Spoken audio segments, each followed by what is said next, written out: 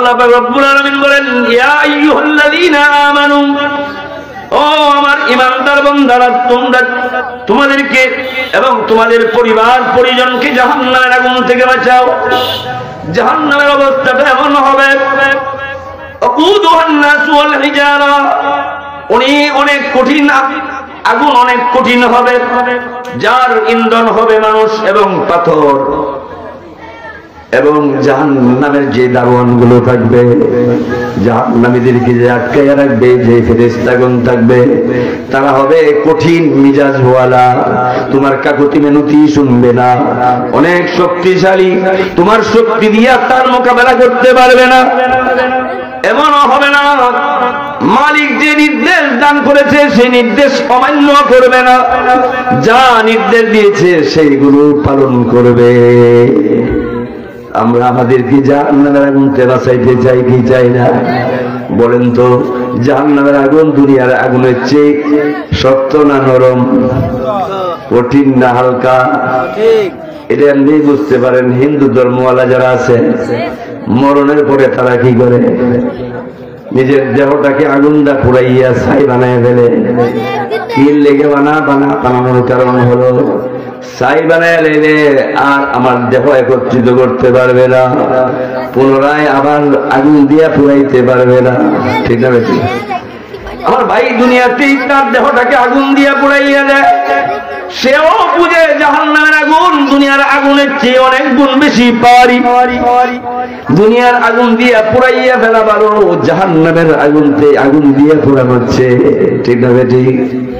আমার প্রিয় ভাইয়েরা, এই জন্য আমরা আমাদেরকে জাহান্নামের আগুন থেকে বাঁচাইতে রাজি আছি। তো আছি, কেন রাজি আছি বলে হয় আলহামদুলিল্লাহ। আমরা কেউ জাহান্নামে যাইতে চাই না, হয়তো ভুল হয়ে যায়। ঠিক না?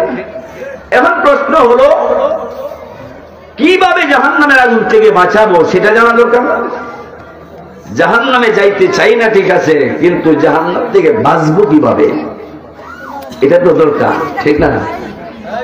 আল্লাহ রাসূল করিম সাল্লাল্লাহু আলাইহি ওয়াসাল্লাম ইরশাদ ফরমান, তালাবুল ইলমি ফরিদাতুন আলা কুল্লি মুসলিম। ইলমে দ্বীন শিক্ষা গ্রহণ করা প্রত্যেকটি মুসলমান নর নারীর জন্য ফরজ। আপনারা যে এখানে এসেছেন, আপনাদেরকে জাহান্নামের আগুন থেকে বাঁচানোর জন্য এসেছেন। ঠিক না বেটি? প্রত্যেকটি মানুষের জন্য, নর এবং নারী প্রত্যেকের জন্য ইলমে দ্বীন শিক্ষা গ্রহণ করা ফরজ। মুফাসসিরিনে কেরামগণ এই আয়াতের ব্যাখ্যার মধ্যে লেখেন, জাহান্নামের আগুন থেকে বাঁচানোর পদ্ধতি হলো নিজেকে এবং নিজের পরিবার পরিজনকে জাহান্নামের আগুন থেকে বাঁচানোর পদ্ধতি হলো দ্বীনের শিক্ষা দিতে হবে সন্তানকে, নিজেও দ্বীনের শিক্ষা অর্জন করতে হবে, নিজেও দ্বীনের শিক্ষা অর্জন করতে হবে, অন্যকেও, অন্য সন্তানদেরকেও দ্বীনের শিক্ষা দিতে হবে। ঠিক না বেটি? এখন বলেন, দ্বীনের শিক্ষা দিলে পরে কিভাবে জাহান্নামের আগুন থেকে বাঁচাবেন? রাসূল করিম সাল্লাল্লাহু আলাইহি ওয়াসাল্লাম ইরশাদ ফরমান, ফাযলুল আলিমি আলাল আবিদি কাফাদলি আলা আদনাকুম। আল্লাহর রাসূল বলেন, একজন আলেমের ফজিলত একজন আবেদের উপরে। কথা বুঝতে পারছেন? একজন আলেমের ফজিলত একজন আবেদের উপরে। আলেম বলা হয় যার মধ্যে কুরআন হাদিসের ইলম আছে, আবেদ বলা হয় যারা উলামায়ে কেরামের কাছ থেকে শুনে শুনে কি করেছে, ইবাদত বন্দেগী করেছে, তাকে আবেদ বলে। আল্লাহর রাসূল বলেন, ফাযলুল আলিমি আলাল আবিদি কাফাদলি আলা আদনাকুম। একজন আলেমের মর্যাদা একজন আবেদের তুলনায় আমার মর্যাদা যেমন একজন সাধারণ মানুষের তুলনায়। একজন সাধারণ মানুষের তুলনায় আমি মুহাম্মদের মর্যাদা যেই পরিমাণ উচ্চে, এমনই ভাবে একজন আলেমের মর্যাদা একজন আবেদের চেয়ে পরিমাণ উঁচু। কেন ভাই? আলেম ওলামারা হলেন নবীর ওয়ারিস, নবীর ওয়ারিস, নবীর ওয়ারিস। হাদিস শরীফের মধ্যে আল্লাহর রাসূল বলেন, মান সাল্লা খালফানা আলিমিন তাকিয়িন কান্নামা সাল্লা খালফা নাবিয়িন। যে ব্যক্তি একজন আলেম মুত্তাকি, আলেম পরহেজগার আলেমের পিছনে নামাজ পড়লো, সে যেন নবীর পিছনে নামাজ পড়লো। একজন মানুষ মুত্তাকি আলেমের অনুসরণ যদি করে, সে যেন নবীর অনুসরণ করলো। এই জন্য ভাইরা ইলমে দ্বীন শিক্ষা গ্রহণ করা প্রত্যেকটি মুসলমান নরনারীর জন্য অত্যাবশ্যক জরুরি। আমরা যারা এখানে আছি অনেকেই হয়তো নামাজ পড়ি, কিন্তু নামাজটা বিশুদ্ধ হয় কিনা সেটা আমাদের জানা নাই। আছে নামাজটা বিশুদ্ধ হয় কিনা আমাদের জানা নাই। অধিকাংশ নামাজ বিশুদ্ধ হয় না। নামাজ বিশুদ্ধ হওয়ার জন্য পবিত্র কোরআনে কারীম বিশুদ্ধ তেলাওয়াত করতে হবে। কোরআনে কারীম যদি বিশুদ্ধ তেলাওয়াত না হয় তাহলে নামাজও বিশুদ্ধ হবে না। আর নামাজ যদি বিশুদ্ধ না হয় আসরের ময়দানে আল্লাহ পাক সর্বপ্রথম জিজ্ঞাসা করবেন, আউয়ালু মা ইউহাসাবু বিহি ইয়াউমাল কিয়ামাতি আস-সালাহ। কিয়ামতের দিন সর্বপ্রথম নামাজের প্রশ্ন করবে। নামাজের প্রশ্নের উত্তর যদি দিয়ে দিতে পারো, নামাজের প্রশ্নের উত্তর যদি তুমি প্রমাণ করতে পারো, তাহলে বাকি সমস্ত প্রশ্নগুলো আসান হয়ে যাবে। আর নামাজের প্রশ্ন যদি উত্তর না দিতে পারো তো বাকি সমস্ত প্রশ্নগুলো কঠিন হয়ে যাবে। আমার ভাইরা, আমি আপনাদেরকে এই কথাটাই বলতে চাই, আমরা প্রত্যেকেই জাহান্নামের আগুন থেকে বাঁচতে চাই এবং আমার পরিবার পরিজনকেও জাহান্নামের আগুন থেকে বাঁচাইতে চাই। কিভাবে আমি বাঁচবো, আমার পরিবার পরিজনকে কিভাবে বাঁচাবো, এটা জানার দরকার আছে কিনা নাই? যদি বাঁচতে চান, যাদের কোরআনে কারীম তেলাওয়াত এখনো হয় নাই এমন লোক আছে কিনা? নামাজ পড়তেছে 60 বছর 70 বছর পর্যন্ত, সূরা ফাতিহা বিশুদ্ধ হয় না, সূরা ইখলাস বিশুদ্ধ হয় না। কুল হুয়াল্লাহু আহাদ কে পড়ে কুল হুয়াল্লাহু আহাদ, কুল হুয়াল্লাহকে যদি কুল হুয়াল্লাহ পড়ে নামাজ ফাসেদ হয়ে যাবে। কারণ অর্থের বিকৃতি চলে আসবে। অর্থের বিকৃতি যদি চলে আসে তখন নামাজ বিশুদ্ধ থাকতে পারে না।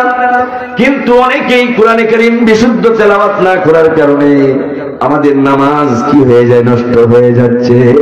কাজেই আমরা যদি আমাদেরকে জাহান্নামের আগুন থেকে বাঁচাইতে চাই, আপনাদেরকে শেষবারের মতো একটা পদ্ধতি আপনাদেরকে বলে দিতে চাই, আমার মা বোনদেরকেও বলে দিতে চাই, যারা এখানে বয়স্ক মানুষ আছেন, এই যে রমজান মাস আসতেছে, ইবাদত বন্দেগীর মাস, মাগফিরাতের মাস, ইবাদত বন্দেগীর মাস, গুনাহ মাফির মাস, সওয়াব কামানোর মাস। এই মাসের মধ্যে প্রতিজ্ঞা করেন, আমরা যারা পুরুষ আছি প্রত্যেকটা মসজিদ ওয়ারি ইমাম সাহেবের কাছে অনুরোধ করে তাদের কাছ থেকে 10টা সূরা মস্ক করে বিশুদ্ধ করার জন্য চেষ্টা করব। রাজি আছেন? আছেন রাজি? নাকি মনে করতেছেন এখন সারা জীবন পার হয়ে গেছে, এখন করলে কি লাভ হবে? قل يا عبادي الذين أسرفوا على أنفسهم لا تقنطوا من رحمة الله إن الله يغفر الذنوب جميعا إنه هو الغفور الرحيم। আল্লাহ বলেন, ও আমার বান্দা বান্দীরা, তোমরা নৈরাশ হইও না, তোমাদের গুনাহ সীমিত, আমার রহমত হইল অসীম। এরপরেও আমার রহমত থেকে তোমরা নৈরাশ হইও না, আল্লাহর কাছে তওবা করো। যদি তওবা করতে পারো আল্লাহ পাক তোমাদের সমস্ত গুনাহ খাতাগুলো মাফ করে দিবে। এই জন্য প্রত্যেকটা মুরব্বীকে আমি বলবো, 10টা সূরা ইমাম সাহেবের কাছ থেকে বিশুদ্ধভাবে মস্কের মাধ্যমে শিখে নেওয়ার চেষ্টা করবেন। পাশাপাশি নামাজের মধ্যে কয়টা ফরজ, কয়টা ওয়াজিব, কয়টা সুন্নত, এটা শিখে নেবেন। পারবেন তো ইনশাআল্লাহ? বলবেন সারা জীবন এইভাবে ভুলের মধ্যে কাটাইছি, এখন সংশোধন করলে কি লাভ হবে? আল্লাহর রাসূল বলেন, আত-তাইবু মিনাজ যামবি কামান লা যামবা লা। যে ব্যক্তি গুনাহ হয়ে যাওয়ার পরে, ভুল ত্রুটি হয়ে যাওয়ার পরে তওবা করে আল্লাহ পাক রব্বুল আলামিন তার আমলনামায় কোনো গুনাহ থাকে না। আত-তাইবু হাবিবুল্লাহ, তওবাকারী আল্লাহ পাক রব্বুল আলামিনের মাহবুবে পরিণত হয়। এবং মা বোনেরা যারা আছেন, আপনাদেরকে অনুরোধ করব, রমজান মাস এই গুরুত্বপূর্ণ মাস। এই রমজান মাসের মধ্যে বিভিন্ন মহিলা মাদ্রাসার মধ্যে মহিলা বয়স্ক মহিলাদেরকে কোরআনে কারীমের শিক্ষা দেওয়া হয়। কলেজ বা সিটিতে যে সমস্ত মহিলারা পড়ে তারা কোরআনে কারীম বিশুদ্ধভাবে পড়তে সক্ষম হয় নাই, আমি আমার ওই সমস্ত বন্ধুদেরকে বলবো, ওইখানে মহিলা মাদ্রাসার মধ্যে কারিয়াদের মাধ্যমে বাহির থেকে কারিদেরকে এনে এই 1 মাসের ভিতরে মোটামুটি ভাবে তাদের কোরআনে কারীম বিশুদ্ধ করানোর জন্য চেষ্টা করে। এখন আমার বুড়া বাবারা এবং মারা যদি দেখি এখন এই উদ্যোগ গ্রহণ করে, অতীতে যা হয়েছে এখন আর ভুল করতে দিব না, কোরআনে কারীম বিশুদ্ধ করার জন্য চেষ্টায় লেগে যান। যদিও ভুল হয়, কষ্ট হয়, আল্লাহ পাক সওয়াবের মধ্যে কোনো কমতি দিবেন না, আল্লাহ পাক ডবল সওয়াব দান করবেন। আল্লাহর রাসূল বলেন, একজন বুড়া মানুষ কোরআনে কারীম বিদ্ধ কালে বিশুদ্ধ করার জন্য যে চেষ্টা করলো, চেষ্টার কারণে যে কষ্টটা হয়েছে, এই তেলাওয়াত করার জন্য এক সওয়াব, আর কষ্টের জন্য আরেক সওয়াব আল্লাহ তাআলা দান করবে। আমার প্রিয় ভাইরা, আমাদের নিজেদেরকে জাহান্নামের আগুন থেকে বাঁচানোর জন্য মুফাসসিরিনে কেরামগণ বলেন, দিন প্রয়োজনীয় দিন শিক্ষা গ্রহণ করো, নিজেকে দিন অনুযায়ী পরিচালনা করো, এটাই হলো জাহান্নামের আগুন থেকে বাঁচানোর রাস্তা। আর সন্তান সন্ততি থেকে কিভাবে বাঁচাবেন? সন্তান সন্ততিদেরকে পবিত্র কোরআনে কারীমের শিক্ষা বাধ্যতামূলক দিতে হবে। ও ঠিক না? আল্লাহর রাসূল সাল্লাল্লাহু আলাইহি ওয়াসাল্লাম বলেন, মান ওয়ালিদা লাহু ওয়ালাদুন ফালইউহসিন ইসমাহু ওয়া আদবা ويجبزه إذا بلغ فإن لم يجبزه إذا بلغ فأصاب اسمه فإنما اسمه على أبيه। আল্লাহর রাসূল বলেন, যার সন্তান হবে বাবার দায়িত্ব তিনটি। এক নম্বর দায়িত্ব হলো তার সুন্দর একটা নাম নির্ধারণ করবে, দুই নম্বর দায়িত্ব হলো তাকে ধর্মীয় শিক্ষা দিবে, তিন নম্বরের দায়িত্ব হলো যখন ছেলে মেয়ে বালেগ হবে, ভালো পাত্র এবং পাত্রী দেখে তার বিবাহ শাদীর ব্যবস্থা করবে। অন্য হাদিসের মধ্যে আল্লাহর রাসূল বলেন, সন্তান যখন জন্ম হবে তার ডান কানের মধ্যে আযান দিবে, বাম কানের মধ্যে ইকামত দিবে। এটা বাবার দায়িত্ব। কেন? এই আযানের মাধ্যমে আল্লাহর একত্ববাদকে দুনিয়ার মধ্যে আসার সাথে সাথে তার কানে পৌঁছাইয়া দেওয়া, রাসূলের রিসালাতের ঘোষণাটুকু তার কানে পৌঁছাইয়া দেওয়া, আল্লাহর ইবাদত বন্দেগীর কথাটা তার কানে পৌঁছাইয়া দেওয়া। আমার ভাইরা, এই জন্য সন্তানদেরকে যদি ধর্মীয় শিক্ষা না দেওয়া হয়, কোরআনের শিক্ষা যদি সন্তানদেরকে না দেওয়া হয়, সন্তানদেরকে যদি ইসলামী প্রয়োজনীয় শিক্ষা না দেওয়া হয়, তাহলে কাল কিয়ামতের ময়দানে হাসরের মাঠে তার অভিভাবকগণ আল্লাহর কাঠগড়ায় দাঁড়াইতে হবে, সন্তানের কাঠগড়ায় দাঁড়াইতে হবে। সন্তান তার বিরুদ্ধে আপিল করবে, সন্তান বলবে, রব্বানা আরিনাল্লাযাইনি আদাল্লানা মিনাল জিন্নি ওয়াল ইনসি নাজআলুহুমা তাহতা আকদামিনা লিয়াকুনা মিনাল আসফালিন। ও আল্লাহ, যাদের অবহেলার কারণে, যাদের অবহেলার দায়িত্বহীনতার কারণে আজকে আমাদেরকে জাহান্নামে যেতে হলো, তাদেরকে আমাদের সামনে হাজির করো, তাদেরকে আমাদের পায়ের নিচে ফেলে তাদেরকে পদদলিত করব। কে বলবে? সন্তান। আমরা তো এখন চাই আমাদের সন্তানদেরকে জেনারেল শিক্ষায় শিক্ষিত বানানোর জন্য, না? সন্তানরা যখন একটু ধনী পরিবার হলে তার একটু বেশি, সন্তানরা যদি একটু মেধাবী হয় কোলে করে স্কুলে নিয়ে যায়, ঠিক না? কিন্ডারগার্টেন স্কুলে নিয়ে সেরা কই কোরআন শিখানোর বদলায় কি করে ইংলিশ শিখায়। কিছু মানুষ আছে বাংলা না শিখায় ইংলিশ শিখায়। তো আমি অন্যরকম হবো যে ইংলিশ শিখাবো, ইংলিশ মিডিয়ামে পড়াবো, ঠিক না? ও আমার অভিভাবকেরা, আপনাদেরকে সতর্ক করতেছি, আপনারা যারা আপনাদের সন্তানদেরকে কোরআন সর্বপ্রথম কালিমানা শিক্ষা দিয়ে, সর্বপ্রথম কোরআনে কারীমের শিক্ষা না দিয়ে, সর্বপ্রথম নামাজের পদ্ধতি শিক্ষা না দিয়ে, সর্বপ্রথম একজন মুসলমান হিসেবে দুনিয়াতে চলতে হবে কিভাবে তা শিক্ষা না দিয়ে আপনার সন্তানকে উচ্চ শিক্ষিত বানানোর জন্য আপনি যে চেষ্টা করছেন, এই চেষ্টাটা আপনার ব্যর্থতা টেনে আসবে। এই চেষ্টার ব্যর্থতা এই দুনিয়ার জমিনে আপনি দেখতে পারবেন, পরকালেও দেখতে পারবেন, ঠিক না? এই ব্যর্থতা আপনাকে দেখতে হবে, কারণ যাদের মধ্যে কোরআনের শিক্ষা আছে তারা কোনদিন মা বাবার সাথে অসৎ আচরণ করে না। কারণ কোরআনে কারীমের মধ্যে আল্লাহ পাক রব্বুল আলামিন বলেছেন, ওয়াকাযা রাব্বুকা আল্লা তা'বুদু ইল্লা ইয়্যাহ ওয়া বিল ওয়ালিদাইনি ইহসানা।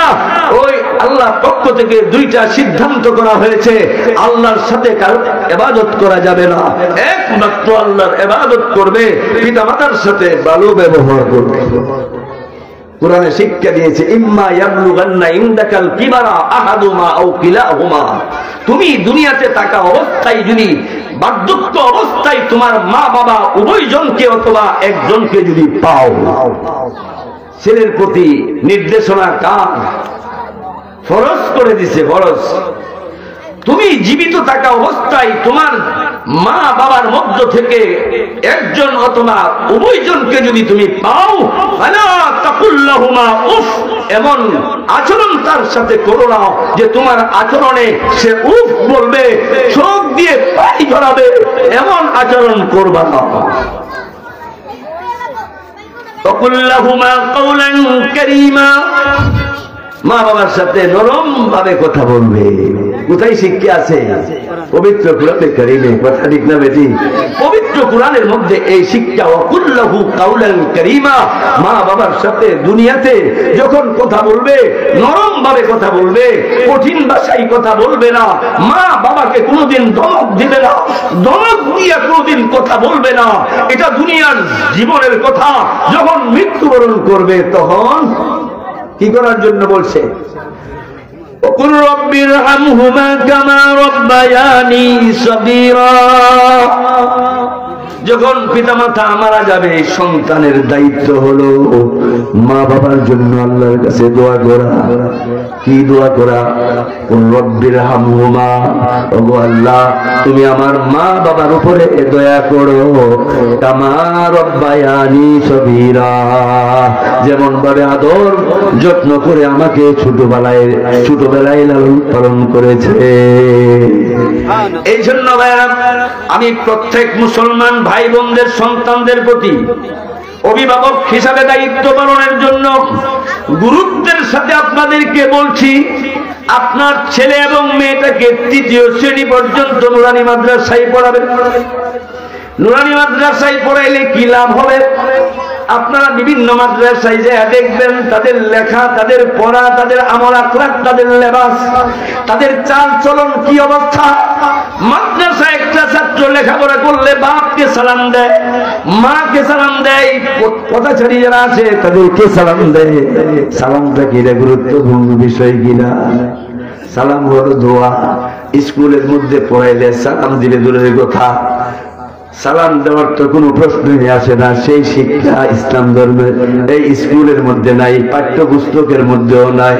যাও কিছু আছিল এইগুলো বিলুপ্ত করে দেওয়ার চেষ্টা করেছে। ঠিক। এই জন্য ভাইরা, দুনিয়ার মধ্যে যদি সন্তানের কাছ থেকে ভালো আচরণ পেতে চান তাহলে সন্তানদেরকে কোরআনে কারীমের শিক্ষা দেন, ধর্মীয় শিক্ষা দেন।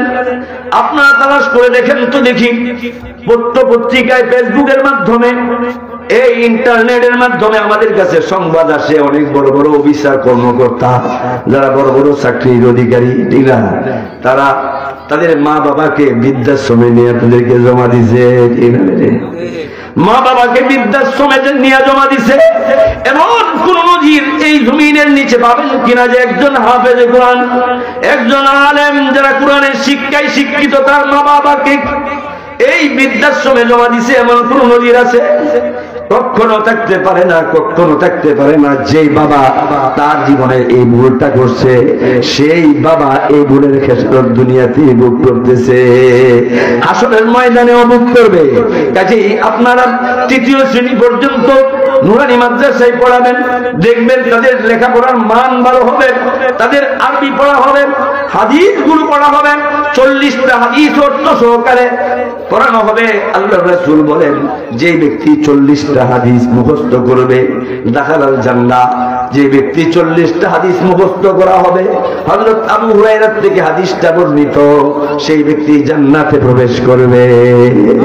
এই 5 বছর 6 বছরের ছেলে মেয়েরা 40টা হাদিস মুখস্থ করে অর্থ সহকারে মুখস্থ করেছে। 6 বছর 7 বছরের মেয়েরা প্রথম থেকে নিয়ে শেষ পর্যন্ত পবিত্র কোরআনে কারীম বিশুদ্ধভাবে তেলাওয়াত করতে পারে। একজন নামাজের জন্য 60টা মাসালা মাসালা, কি কি মাসালা, কয়টা ফরজ, কয়টা ওয়াজিব, কয়টা সুন্নত, এই 5-7 বছরের ছেলে মেয়েরা পড়তে পারে। আর স্কুল কলেজে পড়ে যারা নাকি মাস্টার ডিগ্রি পাস করেছে, যারা নাকি আবার সিএস অনেক উপরে কর্মকর্তা হয়েছে, তাদেরকে উজুর ফরজ কয়টা অনেকেই পারবে। সবাই পারবে না এটা বলি না, সবাই পারবে না এটা বলি না, অনেকেই পারবে না। উজুর ফরজ কয়টা অনেকেই পারবে না, ঠিক না ঠিক? নামাজের ফরজ কয়টা এটা অনেকেই পারবে না। নামাজের ওয়াজিব কয়টা এটাও বলতে পারবে না। দেখেন নামাজের ফজর ফরজ আর ওয়াজিব গুলো জানা দরকার আছে কিনা নেই? কেন দরকার? দেখেন নামাজের মধ্যে ভুল হয় না? ভুল সংশোধনীর ব্যবস্থা আছে, আছে না নাই? ফরজ যদি ছুটে যায় তাহলেও তার ভুল সংশোধনীর ব্যবস্থা আছে। ওয়াজিব যদি ছুটে যায় ভুল সংশোধনীর ব্যবস্থা আছে। ওয়াজিব ছুটে গেলে সিজদায়ে সুহুর মাধ্যমে সংশোধন করা যাবে। ফরজ যদি ছুটে যায় সিজদায়ে সুহুর মাধ্যমে কি করা যাবে না? সংশোধন করা যাবে না। কাজী আমি ইমামের পিছনে যখন নামাজ পড়ি, ইমাম সাহেব ভুল হলে সিজদায়ে সুহুর মাধ্যমে আমার নামাজকে বিশুদ্ধ করে দেয়, আমি একা একই যদি নামাজ পড়ি তাহলে আমার নামাজটা শুদ্ধ করবে কে? আমারই তো দায়িত্ব, ঠিক না? এখন ফরজ ছুটে গেলে যদি সিজদায়ে সুহু দেই তাহলে নামাজ শুদ্ধ হবে। আর সুন্নত ছুটে গেলে যদি সিজদায়ে সুহু দেই সেটা কি উচিত হবে? সেটা উচিত হবে না। এই জন্য ভাই আমাদের প্রত্যেকটা মানুষকে এই কোরআন এবং হাদিসের কথা, ইসলামের পরিপূর্ণ জ্ঞান, যে পরিমাণ জ্ঞান অর্জন না করলে আপনি ইসলামী জীবন যাপন করতে পারবেন না, এই পরিমাণ ইসলামী জ্ঞান মুরাদ থেকে নিয়ে যুবক, যুবক থেকে নিয়ে শিশু, নারী থেকে নিয়ে পুরুষ, সকল রাষ্ট্রপ্রধান থেকে নিয়ে চৌকিদার পর্যন্ত, কৃষক, ব্যবসায়ী, যত মানুষ আছে সকল মানুষের জন্য ফরজ।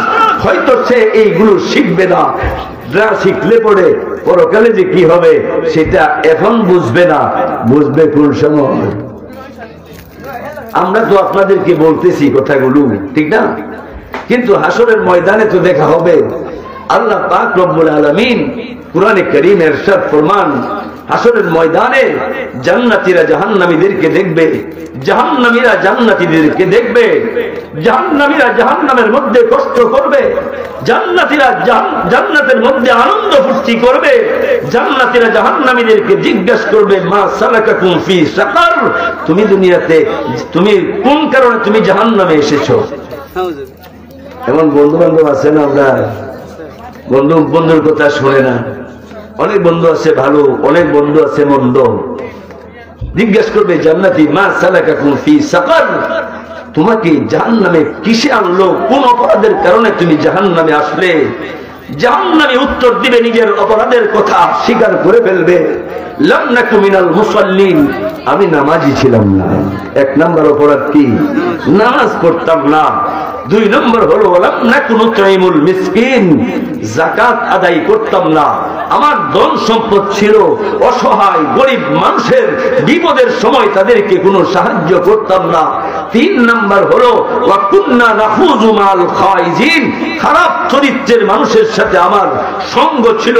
ওয়া কুন্না নুকাজ্জিবু বিয়াউমিদ্দিন, আমি কিয়ামতকে অবিশ্বাস করতাম।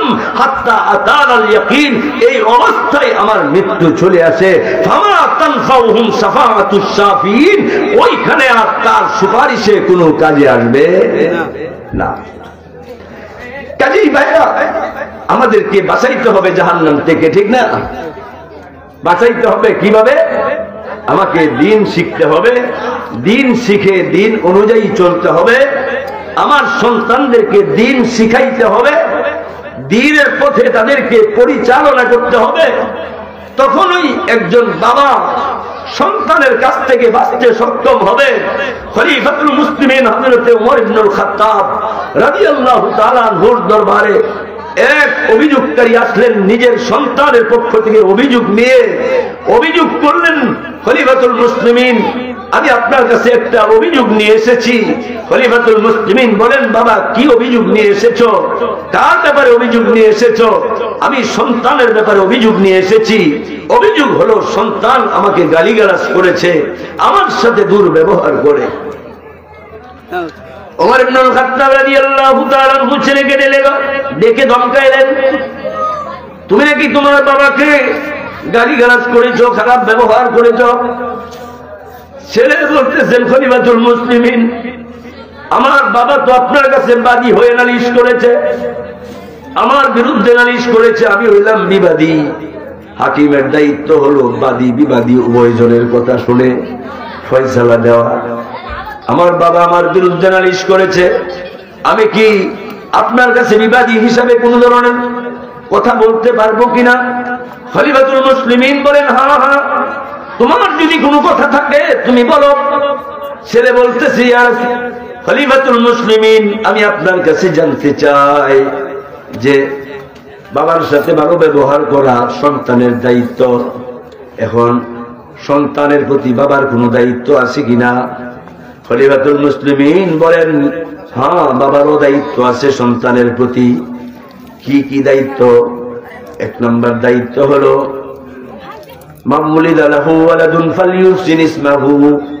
যার সন্তান হবে সন্তানের একটা ভালো নাম রাখবে। 2 নম্বর হলো ওয়াদাবাহু, সন্তানকে ধর্মীয় শিক্ষা দিবে। উপযুক্ত হলে পরে শাদী করাবে। আরেকটা বর্ণনার মধ্যে আসছে সন্তানকে, বাবার দায়িত্ব হলো সন্তানের প্রতি সন্তানকে একটা ভালো মা উপহার দিবে। কি করবে? ভালো মা দিতে হবে, ভালো মা, ঠিক না? এবার তো কি, ভালো মেয়ে দেখে বিবাহ করতে হবে, তখনই সন্তানের ভালো হবে, সন্তান শিক্ষা পাবে, ঠিক না বেটি? ওই ছেলে বলতেছেন, খলিফাতুল মুসলিমিন, আমার বাবার যে 3টি দায়িত্ব, এই দায়িত্বের মধ্যে কোনো দায়িত্বই আমার বাবা পালন করে নাই। 1 নাম্বার হলো আমার বাবা আমার মা হিসাবে যাকে নির্বাচন করেছেন তিনি হইলেন একজন দাসী। রাস্তার থেকে খুঁজে বের করে একজন দাসীকে বিবাহ করেছে, দাসী বিবাহ করে আমার জন্ম হয়েছে। 2 নাম্বার হলো আমার বাবা আমাকে কোরআনে কারীমের একটা আয়াতও শিক্ষা দেয় নাই, দ্বীনের কোনো বিষয় শিক্ষা দেয় নাই। 2 নম্বর দায়িত্ব। 3 নম্বর দায়িত্ব আরেক হাদিসের মধ্যে আসছে, সন্তান যখন জন্ম হবে সুন্দর একটা নাম রাখবে। বলতেছে আমার বাবা আমার নাম যে রেখেছে, এই নামের অর্থটা হলো বাংলা ভাষায় পুরুষ চামচিকা, পুরুষ চামচিকা, ঠিক না? আমরা তো আজকে সন্তানের নাম রাখার ক্ষেত্রে কোনহানো নায়কের নাম আছে, কোনহানো নায়িকার নাম আছে, ঠিক না? এইভাবে রাখি। এই নাম রাইখা কি করি? রাইখা দিই, মনে করি যে এলা যেমন হয়েছে আমারটাও মনে হইব, ঠিক না? এলা যখন বিপদে বড় সম্মানী হয় তখন আর নাম উচ্চারণ করে না, ঠিক না বেটি? এই জন্য আমার ভাইয়েরা, খলিফাতুল মুসলিমিন ওই খলিফাতুল মুসলিমিন অভিভাবককে ডাইকা বললেন, এদিকে আসো, তোমাকে গালিগালাজ করেছে, তোমার সাথে দুর্ব্যবহার করেছে, আল্লাহ শুকরিয়া আদায় করো। তোমাকে যে প্রহার করে নাই, তোমাকে যে প্রহার করে নাই, তোমাকে যে মেরে ফেলে নাই, তুমি তোমার সন্তানের দায়িত্ব পালন করো নাই, এই জন্য সন্তানও তোমার দায়িত্ব পালন করে নাই। এই জন্য এলাকার মা বোন যারা আছেন, আমি আপনাদেরকে অনুরোধ করব, এই পবিত্র রমজান মাসে ইনশাআল্লাহ রমজানের 25 দিনের জন্য অথবা ইতিকাফের জন্য আপনাদের প্রান্তীয় শিক্ষা প্রতিষ্ঠান সুমাইয়া রাদিয়াল্লাহু তাআলা মহিলা মাদ্রাসায় আমরা বাহির থেকে শিক্ষিকা আনবো এবং এখানে কোর্স হবে, কারিয়ানা কোর্স হবে। স্কুল কলেজে যারা পড়ে তাদের জন্য রমজান মাসে কোরআনে কারীম বিশুদ্ধভাবে পড়ানোর জন্য ব্যবস্থা আছে। ইনশাআল্লাহ আপনারা ইনশাআল্লাহ যাবেন। আর বাবারা যারা আছেন আপনারা কি করবেন? ইমাম সাহেবের কাছে যাইয়া পবিত্র কোরআনে কারীম শুদ্ধ করে নামাজের মাসলা মাসাইল, হ্যাঁ, পবিত্রতা, ওযু, গোসল, এই সমস্ত জিনিস শিখবেন। রাজি আছেন তো ইনশাআল্লাহ? এখন এইগুলো শিখলে কি হবে? এইগুলো শিখলে অতীতের গুনাহ মাফ করাইতে পারবেন। এগুলো শিখলে অতীতের গুনাহ কি মাফ করাইতে পারবেন। ঘটনা শেষ, বনি ইসরাইলের মধ্যে এক আবেদ 99 জন মানুষকে হত্যা করেছিল। হত্যা করে কি হয়ে গেছে? পেরেশান হয়ে গেছে। গুনার কাম করলে কিন্তু স্থিরতা, অশান্তি থাকে, ঠিক না? দৌড়াইতে শুরু করছে, যা বলতেছে, ভাই এই আমি যে অপরাধ করছি আমার এই গুনার ক্ষমা আছে? বলতেছে যে বিভিন্ন বর্ণনা আছে, বলতেছে অমুক গ্রামের মধ্যে একজন লোক আছে, ওইখানে গেলে তার সমাধান দিতে পারবে। ওই লোকটা দৌড়াইতে শুরু করছে। কিসের জন্য? আরেক বর্ণনার মধ্যে আসছে তারেও হত্যা করে 100 পূর্ণ করছে, বলছে যে তোমার ক্ষমা নাই। তারে হত্যা করে 100 পুরা করছে। তো একজনকে জিজ্ঞেস করলো যে এটার কি ক্ষমা আছে? বলছে অমুক গ্রামের মধ্যে একজন আল্লাহওয়ালা আছে, ওইখানে গেলে হয়তো তার সমাধান পেতে পারো। এই অপরাধী ব্যক্তি 100 মানুষকে হত্যা করে দৌড়াইতে শুরু করলো তার গুনাহ মাফ করানোর জন্য। রাস্তার মধ্যেই মালাকুল মউত চলে এসেছে। যখন মৃত্যুবরণ করলেন, জাহান্নামের ফেরেশতা, জান্নাতের ফেরেশতা তাদেরকে নেওয়ার জন্য আসছে। রহমতে হক বাহারা মিজুয়াত, আল্লাহ পাকের রহমত শুধু সুযোগ তালাশ করে আমার বান্দা বান্দীদেরকে আমি কিভাবে মাফ করতে পারি। আল্লাহ পাকের কুদরতের মাধ্যমে যে জায়গাটা অতিক্রম করেছে এটাকে প্রশস্ত করে দিয়েছেন, যেটা অবশিষ্ট রয়েছে সংকীর্ণ করে দিয়েছেন। ফেরেশতাদেরকে বলতেছে, ও আমার ফেরেশতারা, গুনাহ মাফ করানোর জন্য বেশি জায়গা আছে চলে এসেছে, অল্প জায়গা বাকি আছে, সুতরাং তার গুনাহ খাতা আমি মাফ করে দিলাম, তার গুনাহ খাতা মাফ করে দিলাম। তাইলে ভাই আমাদের জীবনের গুনাহ মাফ হতে পারে কি পারে না? ইনশাআল্লাহ আমাদের ভবিষ্যৎ গুনাহ মাফ করানোর জন্য আমাদের সুবর্ণ সুযোগ আছে। উম্মতে মুহাম্মদিয়ার সেটা হলো বৈশিষ্ট্য। অন্য অন্য উম্মতেরা যখন গুনার কাজ করতেন, আল্লাহ তাআলা গুনার কারণে তাদেরকে ধ্বংস করে দিতেন। আর আমাদের প্রিয় হাবিব সাল্লাল্লাহু আলাইহি ওয়াসাল্লাম আল্লাহর দরবারে দোয়া করেছিলেন, আল্লাহ আমার উম্মতকে গুনার কারণে ধ্বংস করে দিও না, আমার উম্মতকে তওবা করার সুযোগ দিও। সুবহানাল্লাহ। আলাউদ্দিন আইএমসি মিডিয়া কুরআন হাদিসের কথা বলে, সত্যের দিকে আহ্বান করে। Alauddin IMC media.